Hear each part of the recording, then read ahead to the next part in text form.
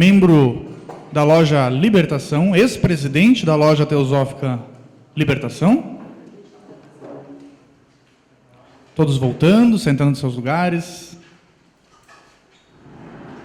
Com a fala, Otávio Marquezine. Bom dia a todos, os queridos amigos. Uma alegria poder estar aqui, como eu tive a oportunidade de dizer nos primeiros momentos aqui dos nossos encontros. Uma alegria poder permanecer aqui em cada instante, em cada momento com cada um de vocês. Uma alegria encontrar e reencontrar comigo e com todos vocês nesse momento. Dizem que talvez uma das coisas mais difíceis é a gente poder se estabelecer no momento presente. Tem momentos em que a gente se encontra no presente e logo nós temos um outro momento e aonde ficou aquele presente? O presente ele está em algum lugar da minha mente que, como foi dito, talvez crie artifícios que nos iludem acerca do que realmente existe e quem somos. Por isso dizíamos no primeiro momento em que nos encontramos, que rara oportunidade, que beleza a possibilidade de encontrar com irmãos para tentar descobrir algo sobre a vida. Para tentar tocar algo que talvez no cotidiano a gente não consiga tocar, para tentar perceber algo que dificilmente a gente traduz em palavras. É dito que talvez sozinhos a gente consiga tocar alguma coisa, e possivelmente nós tocamos muito mais vezes do que nós imaginamos. Eu não sei até que ponto nós nos damos conta de que tocamos. Talvez quando nós nos encontremos, a possibilidade de percebermos se faz mais intensa. E eu tenho algum tipo de, não sei se a palavra seria questionamento, eu tenho talvez algum tipo de percebimento, quiçá, de que talvez a possibilidade mais clara e lúcida de percebermos se faz quando nos encontramos para dividir. Não há divisão, embora na nossa mente parece que nós dividimos. Mas há uma entrega de algo que foi percebido. Quando algo em nós se motiva a partilhar e não a receber, mas a doar, entregar, talvez comungar, alguma coisa acontece que cria-se uma esfera e uma ambiência que nos faz perceber algo mais claro, mais nítido. Outros olhos se abrem dentro de nós. E esses olhos que talvez, embora sempre abertos estejam, não há aquele que possa através dele ver, possibilitam que algo seja visto. Algo é visto para ser mostrado. Algo é visto para ser mostrado porque estamos aqui imbuídos desse propósito. Encontros como esse são únicos. Encontros como esse são possibilidades de transformação. Encontros como esse são possibilidade de percebermos realmente o que somos e o que nos cabe. E talvez expressarmos aquilo que somos. Encontros como esse nos estimulam talvez a perceber, no momento em que tentamos refletir, o que é a sociedade teosófica, o que nós fazemos aqui, onde está a nossa prática. Talvez encontros como esses nos mostrem que a prática é a nossa vida. A prática é o nosso viver. A prática é o estar consciente em cada momento e em cada instante. A prática é perceber o novo que vem e que continua vindo. E talvez, quiçá, perceber o que é que está por trás daquilo que a gente percebe. Então, a sociedade teosófica, eu vou fazer uma contextualização e vou entrar no tema que é tratar de Rumi e a sua poética em alguns momentos, e pedir licença ao Charles aqui para que no final eu passe um pequeno vídeo contendo partes das poesias deste ser. Não para que mergulhemos com a nossa mente racional nessa poesia, mas que possamos sentir talvez um pouco do sublime que ele tocou e que ele tenta partilhar. No fim do século XIX foi fundada uma sociedade que nasce com o objetivo de fomentar a fraternidade.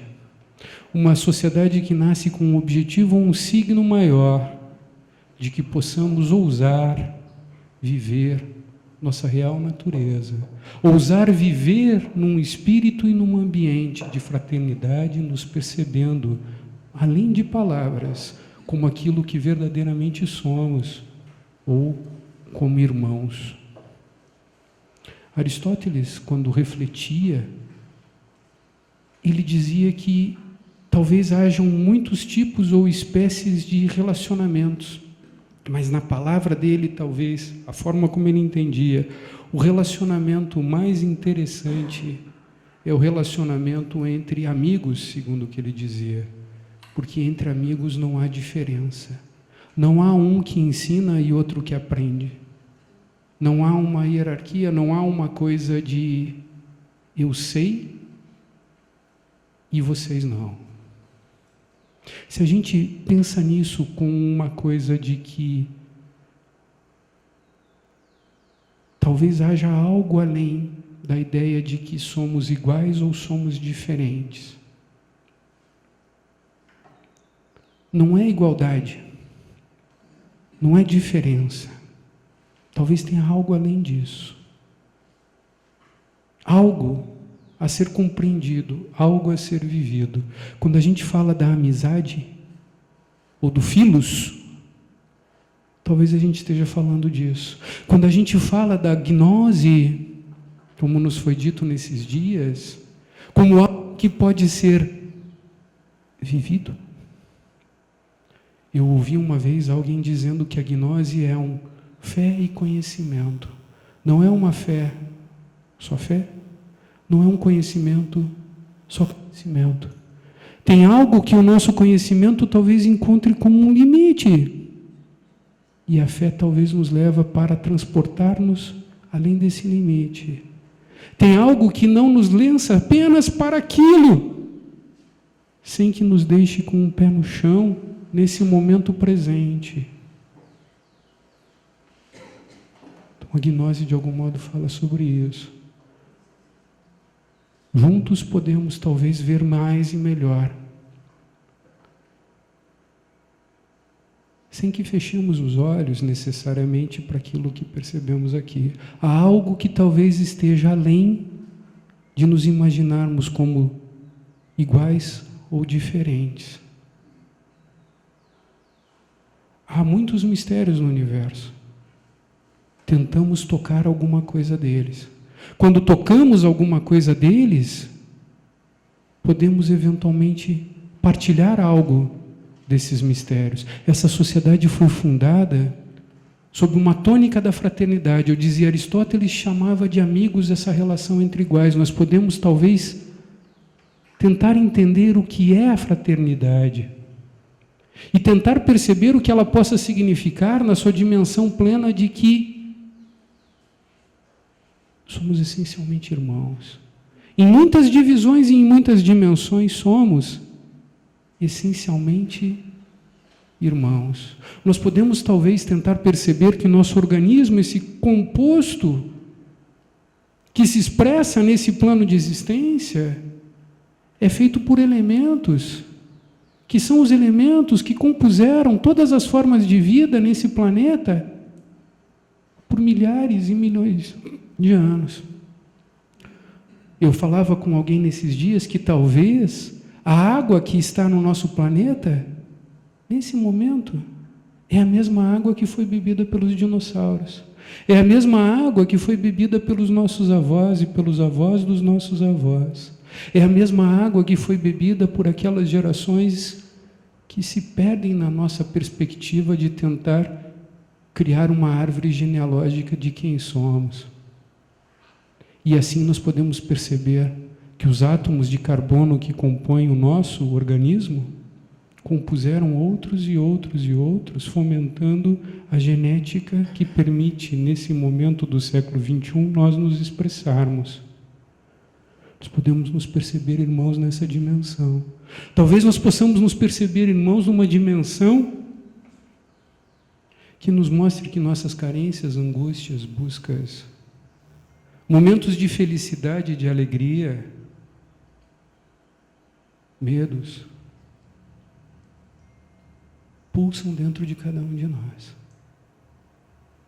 Um sábio disse uma vez: nós só erramos quando esquecemos que os outros sofrem. Se a gente não esquecer que todos nós, de algum modo, sofremos, talvez nós possamos conduzir a nossa existência com um pouco mais de sabedoria e perceber exatamente aquilo que nos cabe fazer em cada momento. Talvez nós possamos nos perceber, irmãos, ainda numa outra dimensão. Uma dimensão que foge muito à nossa capacidade intelectiva de compreensão do mundo.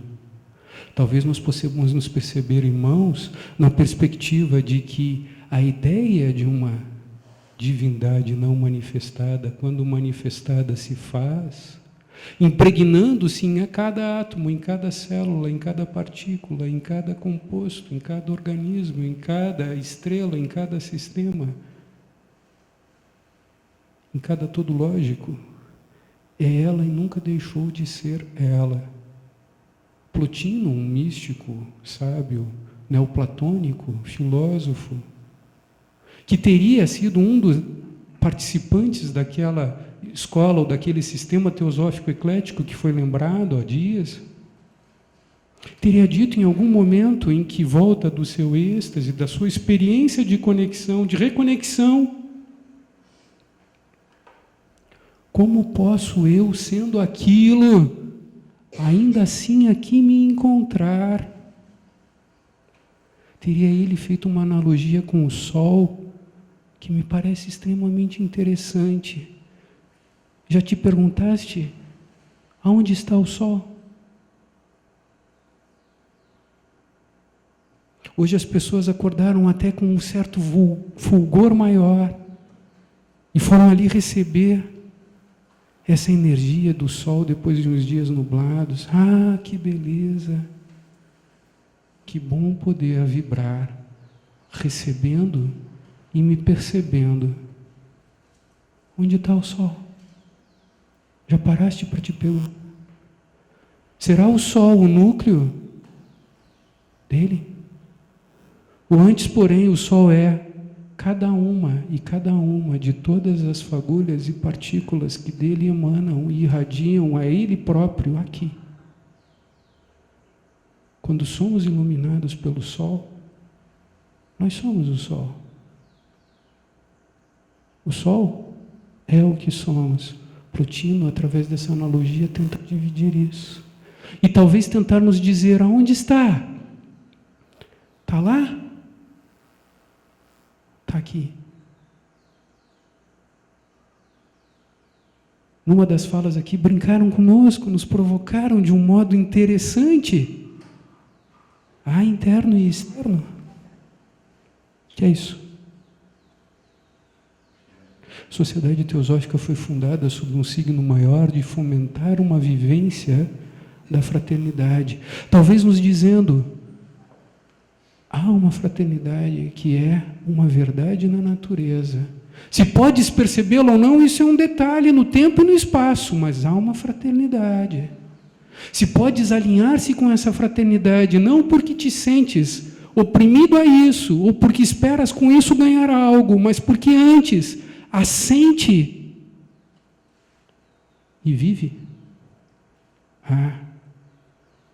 Talvez estejas criando uma ambiência possível para para perceber algo que normalmente a gente não percebe.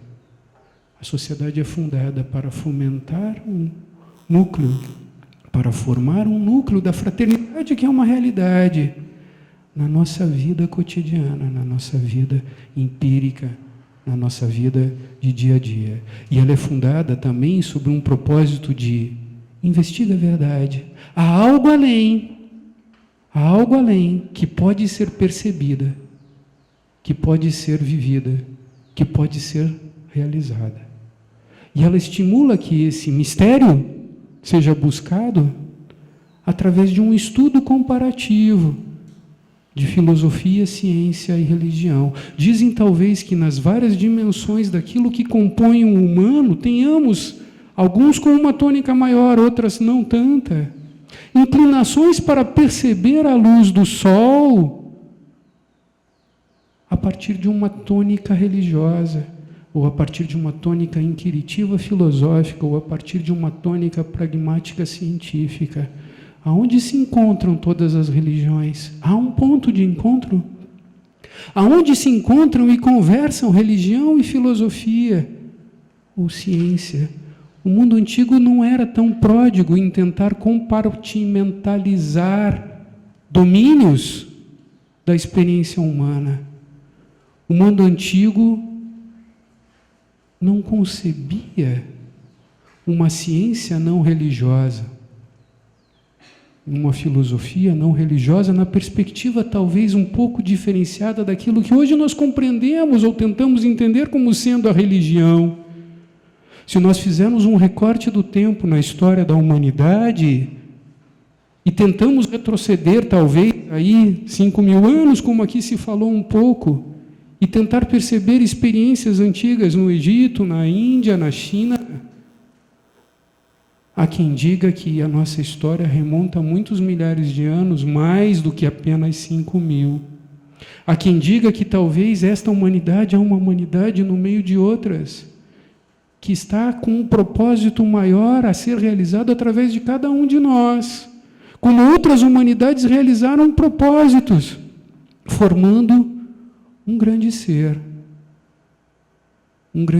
que ao longo da possibilidade da prerrogativa evolutiva que a manifestação propicia, vai se erguendo lenta e gradualmente, botando em atividade todo o seu potencial. Um princípio, outro, através de cada um de nós. Se nós fizermos um pequeno recorte naquilo que nossos olhos alcançam através de uma história, de uma cartografia que nos chega, talvez a gente tente entender o mundo com os olhos do homem antigo. Talvez a gente tente entender o mundo com os olhos de um homem medieval, e talvez a gente tente entender o mundo com os olhos de um homem da modernidade, e nos apavoremos diante de tantas inconsistências, contradições, tentando entender para onde caminhamos. Talvez a gente viva um momento em que o moderno, daquilo que justificava e explicava o mundo, já não justifica ou explica nada, morreu. Mas nós ainda não conseguimos juntos entender para onde caminhamos. Um homem antigo era muito versado e fluía com uma naturalidade cosmogônica, cosmológica. Ele percebia a unidade da natureza e da vida. Não faz sentido em falar sobre a unidade da vida para aquele que com ela é uno. Falar da unidade é dualizar. Percebem isso? O homem antigo não tem por que falar da unidade, ele é a unidade. Quando falo homem, é a humanidade, um momento histórico, um recorte. Vive aquilo que é a comunidade. Ele é cada um daqueles que compõem o todo. E o todo é todo em cada um deles. A vida pulsa em cada átomo, em cada célula, em cada ser. A mesma bela, sublime, inefável vida, una, se expressa na multiplicidade, sem que o antigo em si desse conta do múltiplo. Porque ele sente o que qualquer um sente. Ele sente o que a árvore sente. Ele sente o que os animais sentem. Ele sente o que aquilo que não é visto propicia como sendo sensação. Não há diferença entre o visível e o invisível. Há uma unidade. E isso se rompe num determinado momento da história da humanidade em humanidades, criando o que nós chamamos de um mundo medieval, em que nós nos apartamos desta conexão plena com a vida e tentamos nos reconectar com ela através de um Deus externo. Nós saímos talvez de uma perspectiva cosmológica e entramos numa perspectiva teológica. Não podemos mais conectados estarmos com a realidade, senão através de algo que a ela nos ligue. E assim vivemos por muito e muito e muito tempo. Até que talvez, nos albores do que é a nossa história hoje, começam a surgir pessoas na filosofia e na ciência que nos colocam. Nós somos, de algum modo, pensadores, e pensadores, quando pensamos, damos sentidos à nossa existência. Vocês sabem que talvez um dos mais criticados da história da filosofia é um pensador que talvez inaugura um novo momento de atomização do humano, Descartes. Quem já ouviu falar de Descartes numa perspectiva pejorativa, de uma visão cartesiana, que segmenta tudo e esquece da unidade? Vocês sabem qual é o tema de talvez o nome do livro, de talvez a sua contribuição maior para a humanidade num determinado momento de importância do que somos hoje? Meditações. René Descartes escreve e partilha suas meditações, e num determinado momento ele diz: eu sou capaz de duvidar de tudo. Eu sou capaz de duvidar de tudo. Eu sou capaz, inclusive, de duvidar da existência de Deus. Quem me garante que, ao invés de Deus, o que existe é antes algo para me manter em ilusão, e que cativo na ilusão me mantém?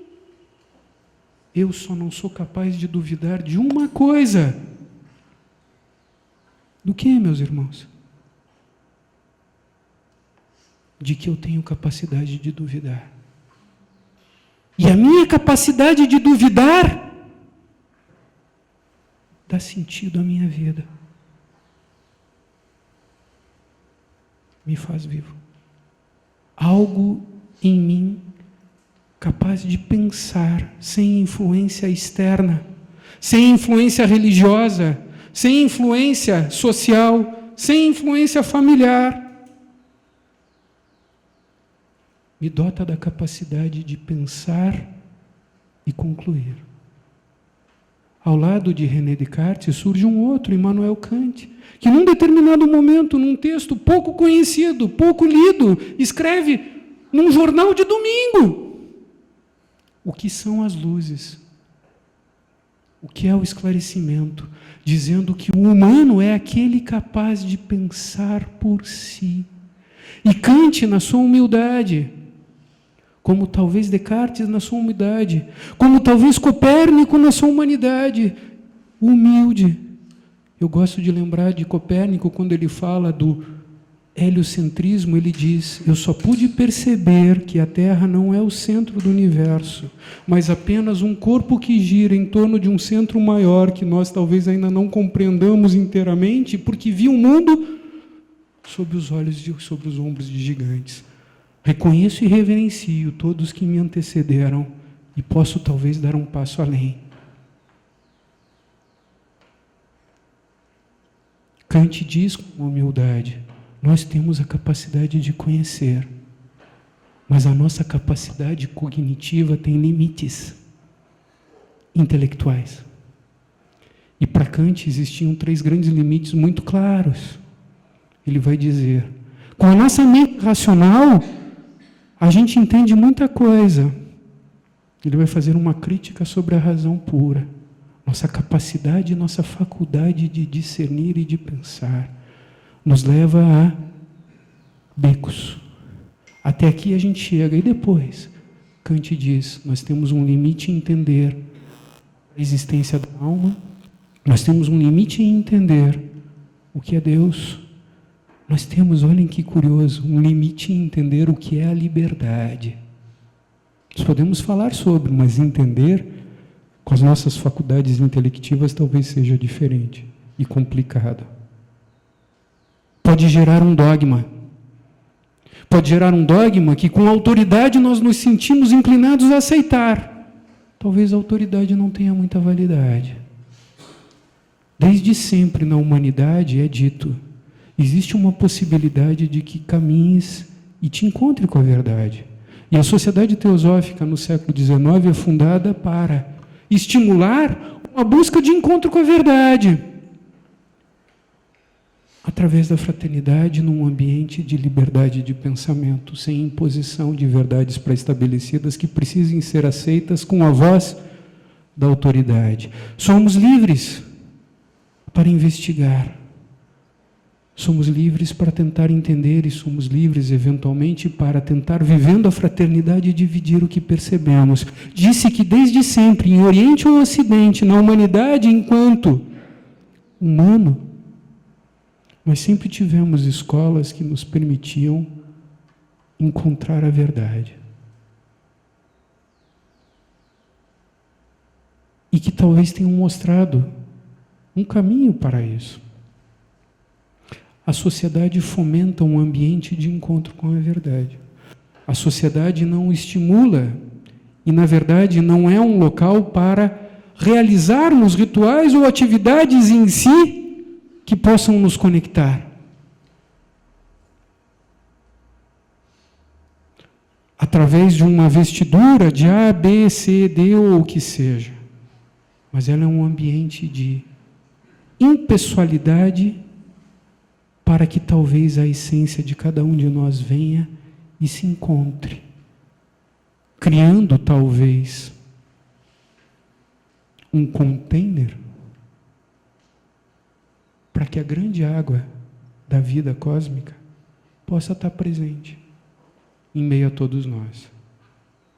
A Sociedade Teosófica foi fundada com esses propósitos, e logo em seguida a sua fundação, em 1875, em Nova York, o mundo, vivendo uma certa tentativa de efervescência, tem então um momento daquilo que nós conhecemos na nossa história como Liga das Nações. Alguém aqui já ouviu falar da Liga das Nações? A mãe do que hoje nós temos como a ONU. E essa Liga das Nações, num determinado momento, fomenta um encontro de um parlamento mundial de religiões.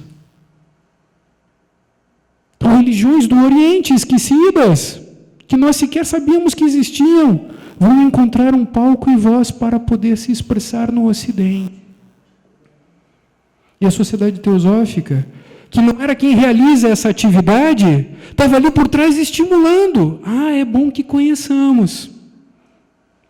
Porque talvez a expressão religiosa é a expressão da busca humana pelo sagrado, um dos caminhos que merece todo o nosso respeito.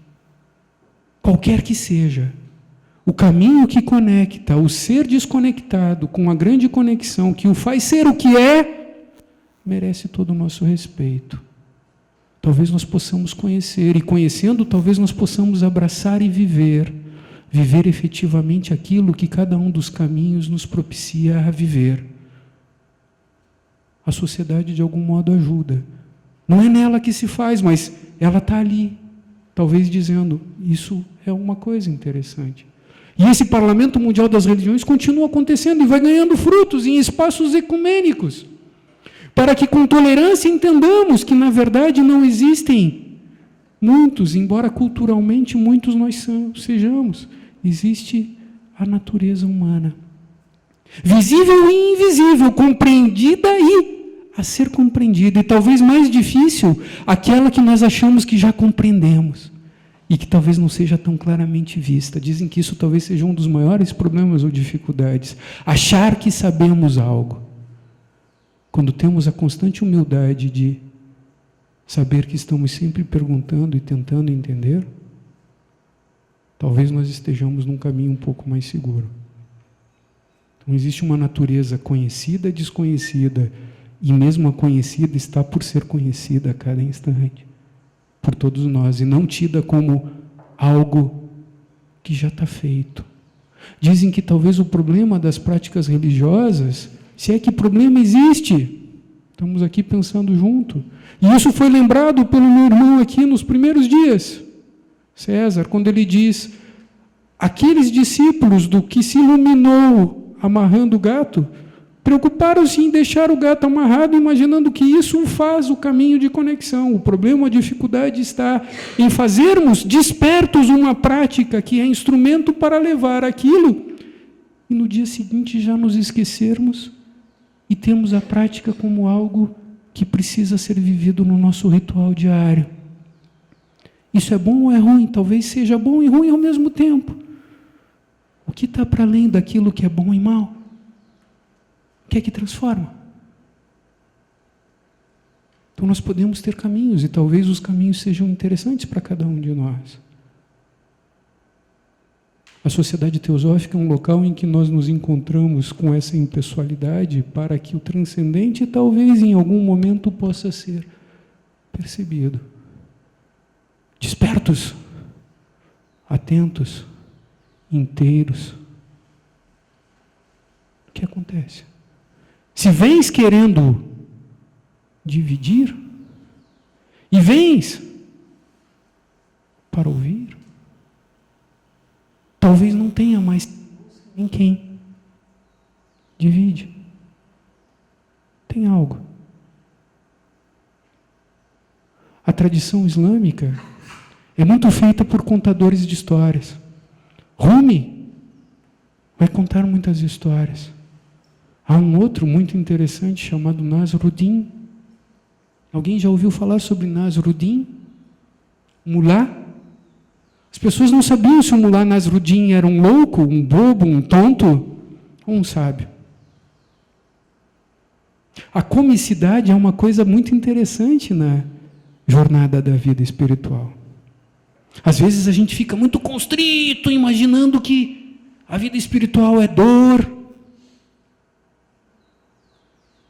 é contenção. Talvez isso faça parte, mas aonde está a alegria no momento em que praticas? E por que praticas? E de repente surgem pessoas que contam coisas que nos fazem relaxar. Quem já não viu a imagem de Milevo, que é aquele Buda de uma determinada tradição dos budistas que aparece gordo e sempre sorridente? Quem já não viu a imagem do Buda reclinado? Já viram essa imagem? Porque muito da imagem é o Buda em lótus, atento, tentando encontrar a real natureza do ser. E há um momento em que se diz que quando ele estava muito constrito, ele viu um som da vina, do instrumento, e ele percebeu, se eu retesar muito as minhas cordas, o som não vem. Se eu afrouxar muito, o som não sai. No momento em que ele relaxa um pouquinho, algo se percebe.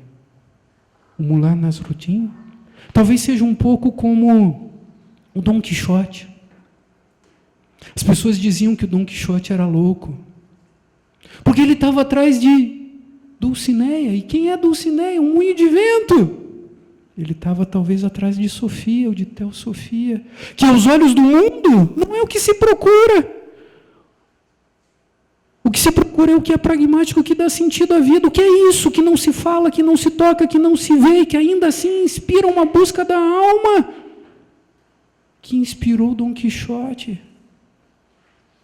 Dom Quixote teria dito, loco si, pero no tonto.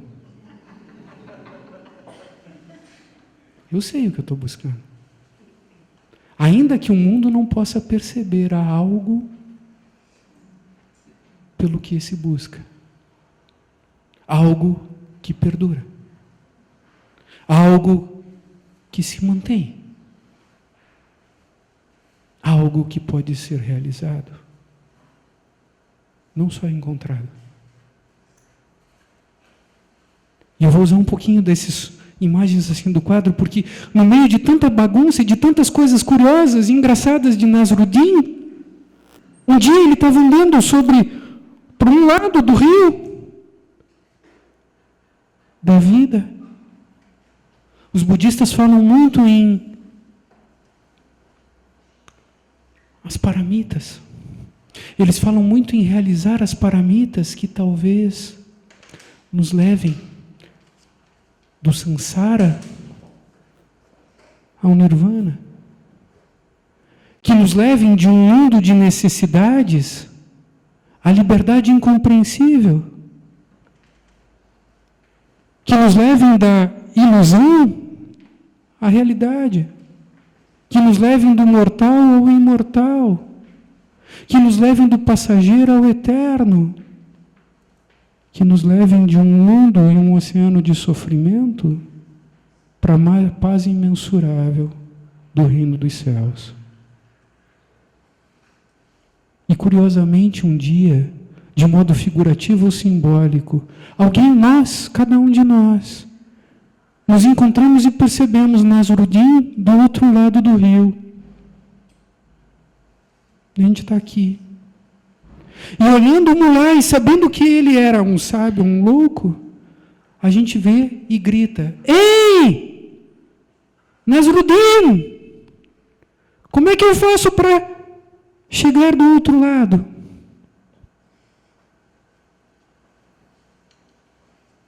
E ele diz assim: não te preocupas, tu já estás do outro lado. A gente já está do outro lado. O que tem por isso? É um louco? Nasruddin. Ou é um sábio? Aonde está o reino? Aonde está o nirvana? Aonde está a vida? Aonde a gente quer chegar? Por quê? Quando?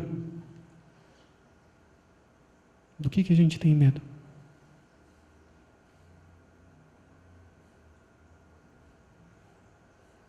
A gente está aqui para perguntar junto, para dividir. Plotino disse: o sol não está aqui, o sol está aqui. Não tem diferença entre o raio e o núcleo. O núcleo é cada um dos raios, constantemente, o tempo todo. Talvez a gente não consiga perceber a efulgência e o fulgor, a força e a paz, a plenitude e o sublime do sol no seu núcleo. Talvez a gente possa perceber em alguns momentos. Tem momentos em que a gente percebe. Dizem que uma experiência de meditação é uma experiência na qual a gente lenta e gradualmente vai se abstraindo de conceitos pré-estabelecidos, até que, talvez num estado em que nada queremos, algum tipo de percepção vem, e esse é um segundo momento da meditação, mas dizem que talvez tenha um terceiro momento, quando tu percebes, tu te dê contas de ti mesmo. Quando te dá contas de ti mesmo, já não está mais naquele momento, porque voltaste ao tempo e espaço e a ti mesmo, mas talvez possas voltar todo pleno de uma outra coisa, que és tu. E voltando todo pleno de uma outra coisa que és tu, talvez percebas que não há nada mais a fazer. Nada, nada. nada mais a fazer a não ser trazer aquilo como tributo a todos os demais. Dividir. O quanto de nós, eventualmente, tendo um vislumbre de uma percepção de uma vida que é a vida, alinha-se com essa vida. Na tradição cristã, um momento em que o Messias, o Mestre, passa por uma cidade e encontra com um devoto. Na verdade, o devoto tem a boa possibilidade de encontrar-se com o Mestre. Chega até ele e diz: como faço para entrar no reino dos céus? Lembram-se claramente da resposta: guarda os mandamentos. E ele diz: tudo isso já tenho feito e ainda assim não consigo. O que faço? Vocês se lembram da resposta? Larga tudo e me segue. Para que vivemos? Para que vivemos?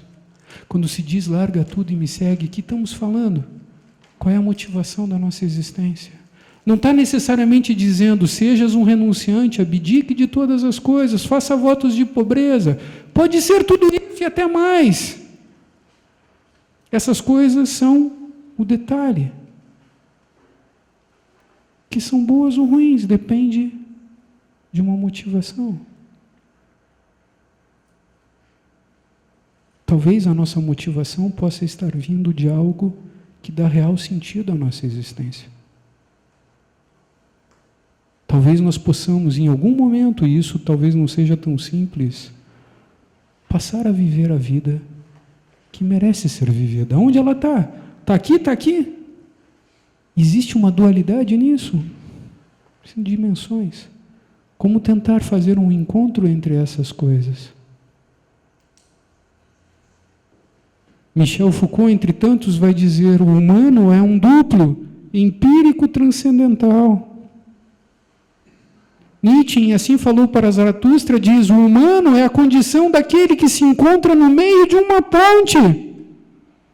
Se ele olha para o lado, ele vê sua natureza animal e pode caminhar para ela, mas se ele olha para o outro, ele percebe uma luz divina transcendente que também pode ser trazida. O que queres?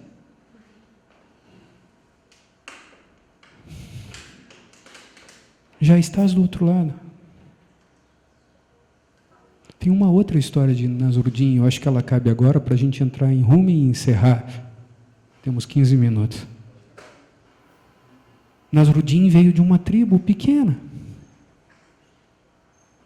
no interior da Turquia. Uma vila, sem muitos recursos. E um dia ele é convidado para ir a uma cidade maior. E ele chega nessa cidade maior e é convidado para uma festa. E vocês sabem com o que ele se deslumbra na festa e naquela casa? Com uma torneira, que ele nunca tinha visto. Uma pia, sobretudo com uma torneira. E mostram para ele que quando gira aquela torneira, sai água. Meu Deus, que maravilha! O que é a modernidade? Eu tenho que levar isso para os meus. Uma torneira. Eles estavam acostumados a buscar água em poço. E dividir a água. E de repente, numa casa, ele entende e conhece e vê o que é uma torneira. E ele não esquece dos seus e diz: eu tenho que levar uma torneira. E ele leva uma torneira. Instala uma torneira na casa. E convida todo mundo da tribo para naquela noite conhecer uma torneira e encontrar-se com a modernidade. E vão todos até a casa encontrar com Nasruddin e descobrir o que é a torneira. E no meio daquele momento ele diz: agora eu vou mostrar para vocês o que é a torneira. E ele gira. Não acontece nada. E vai todo mundo falando embora: Nasruddin. A tradição islâmica diz que talvez haja uma fonte da água. da onde ela provém. E existe uma torneira por onde ela passa e vem. Mas entre uma e outra, que talvez não sejam dois, senão apenas na nossa mente, existe um encanamento necessário. Se nós não construímos um encanamento, a água não vem. Talvez a gente até possa ler sobre a água, ouvir algo sobre a água, e ela talvez guarde uma memória da água. Mas não é a água que está fluindo como ela flui numa manhã, em que a gente recém desperta com uma mente fresca e serena, e se permite sentar e sentir a brisa de modo contemplativo. Ou quando nos encontramos em torno de uma fogueira para falar sobre o bem, sobre a beleza, sobre a vida, sobre o amor. Há quem diga que não devemos falar sobre o amor. Há quem diga que talvez nós possamos falar sobre o amor, e falando sobre o amor, talvez nós possamos vivê-lo. Talvez a gente esteja construindo encanamentos quando a gente se encontra. Talvez a gente esteja construindo encanamentos quando a gente vive desperto. Talvez a gente esteja construindo encanamentos quando a gente percebe que talvez muitas coisas impedem que o ouro da essência que nós somos brilhe. Numa das poesias de Rumi, eu não vou me lembrar exatamente as palavras, depois nós vamos passar ali, mas ele diz que na fornalha do nosso coração a gente pode talvez tirar a poeira que oculta o brilho do ouro, e que isso se faz quando a gente se entrega na fornalha do amor, quando a gente ama. Falar é estar numa dimensão. Amar talvez esteja além das palavras. Rumi diz: a gente se encontra onde não tem palavra. Somos um só coração, uma só mente. Quando a gente está aqui, a gente tenta encontrar linguagem para traduzir uma percepção daquilo que está além da forma. Mas talvez a gente possa se encontrar através dos sorrisos, através da gratidão, através da gentileza, que não precisa de palavra, mas toca a alma. Eu não sei se vocês se tocaram, mas a gente está nesse momento, e num momento de festividade para as pessoas que vivem aqui. Eu estava andando e de repente vi que tem cartazes aí dizendo que ainda nesse mês de outubro vão comemorar um reconhecimento da vida de um ser que construiu esse prédio, junto com outros seres.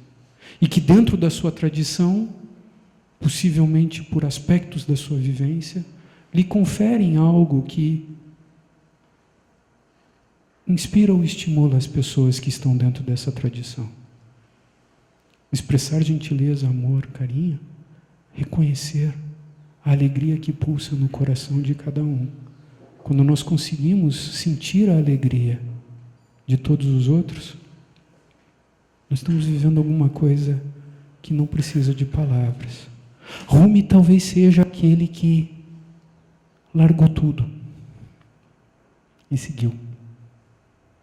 Em várias tradições é dito que nós podemos seguir algo que está dentro de nós. Rumi veio de uma família de um teólogo. Seu pai era um teólogo versado nas escrituras do Islã. Era o sultão do coração. E um dia, o sultão político, sabendo da influência do pai de Rumi, foi com ele e o chamou até a sua tenda e disse: não tem espaço para dois aqui.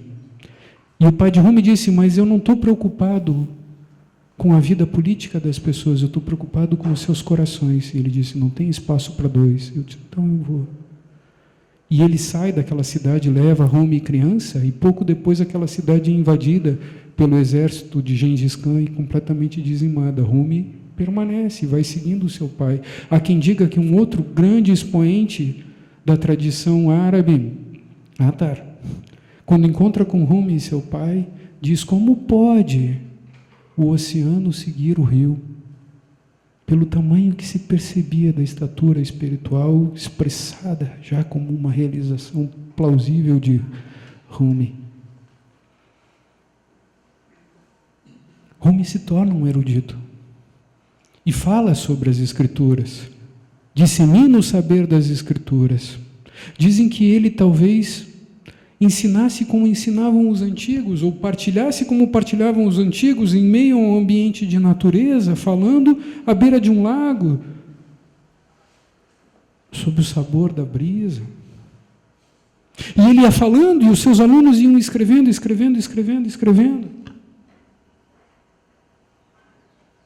Um dia, chega um maltrapilho,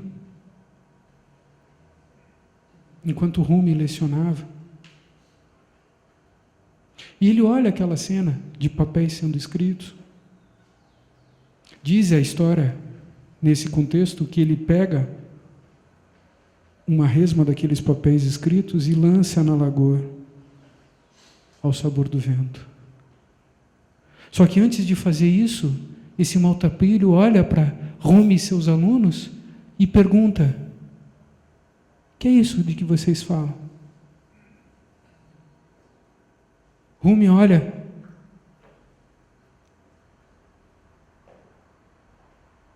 e diz: ainda que eu te explicasse, serias capaz de entender?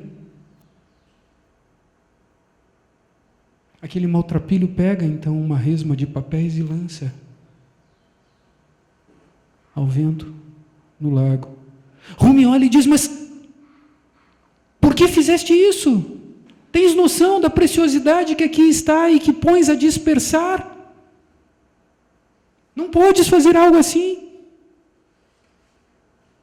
A história se diz então que aquele maltrapilho de repente estica o braço e pega cada uma de todas aquelas folhas e entrega elas intactas e secas na mão de Rumi. Rumi olha para ele e pergunta: que é isso? E ele teria dito: ainda que te explicasse, serias capaz de entender? Shams de Tabriz simboliza internamente algo, um princípio em Rumi, que começa a despertar mais intensamente. Não como busca intelectual, mas como algo que pode ser vivido e que não é diferente. A literatura teosófica tem uma palavra a qual ela atribui o nome de Antakarana.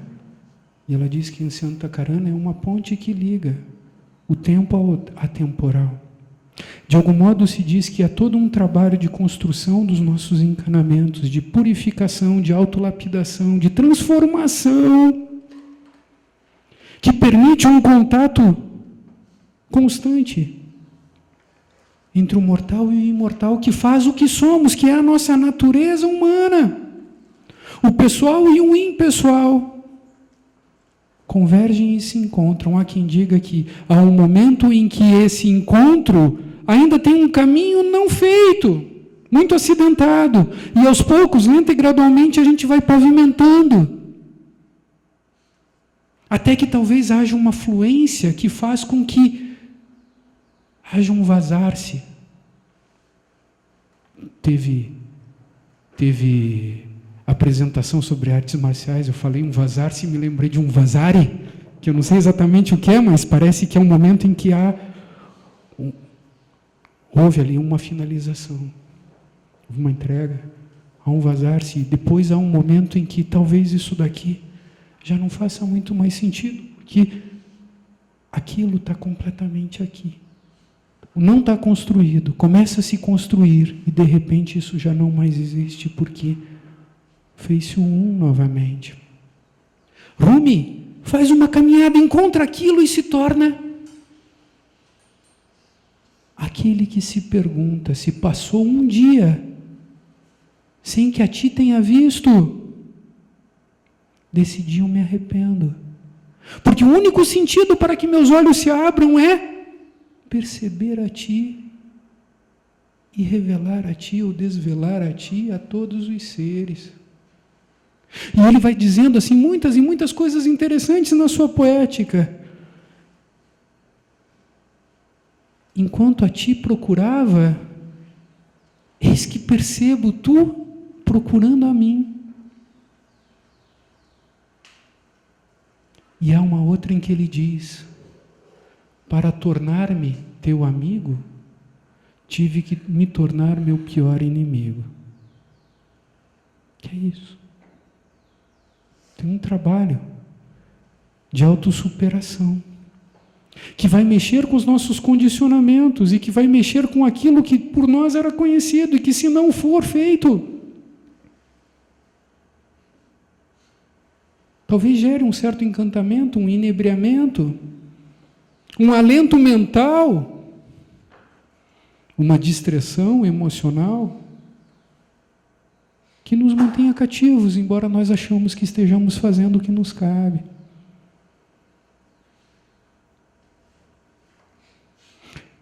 Num ano novo, eu estava com uns amigos, um grupo de amigos, e a gente resolveu pegar alguns Kwans e tirar Kwans, assim, vamos ver qual é o Kwan do nosso ano. E um tirava, e outro tirava, e outro tirava.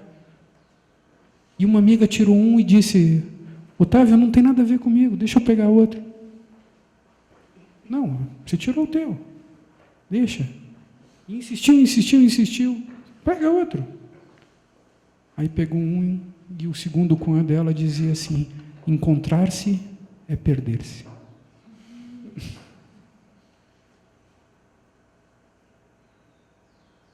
Para tornar-me teu amigo, tive que tornar-me inimigo de mim. Dizem que, para nascer, algo em nós tem que morrer.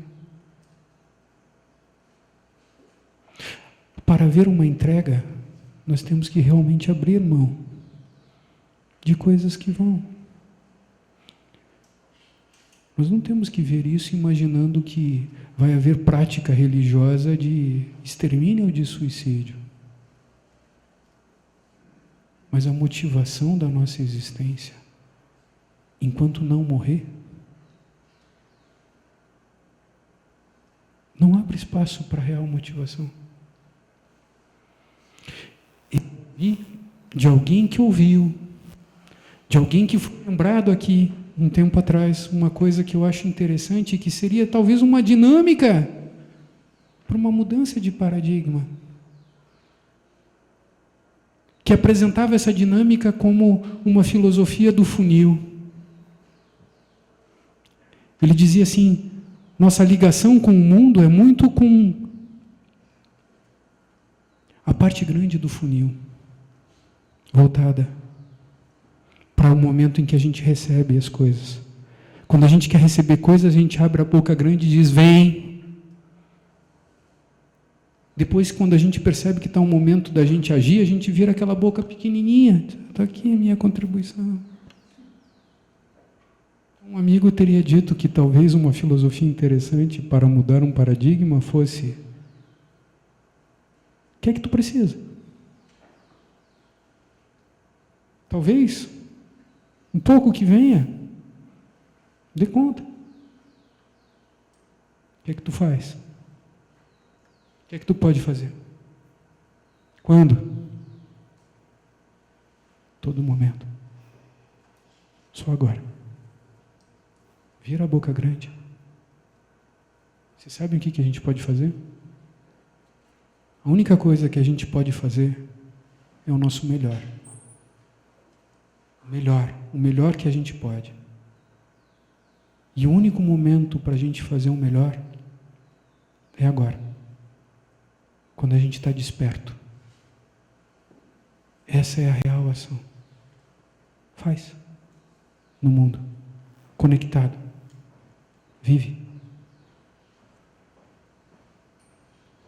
Era São Francisco que disse que eu possa, antes perdoar do que ser perdoado, compreender do que ser compreendido, amar do que ser amado. Porque é amando, compreendendo, perdoando, que se morre para nascer para a vida eterna, que não está em outro dia, mas só existe aqui e agora. Rumi, entre tantos, percebe, morre, transforma, entra na fornalha do amor, vive o coração, percebe o coração em todos, percebe a beleza com um B grande em todas as belezas do tempo, percebe o infinito no finito e nos diz: vem, eu vou te mostrar onde essa dança leva. Vamos ver? Lê partes da poesia de Rumi que estão falando desse encontro com o Eterno.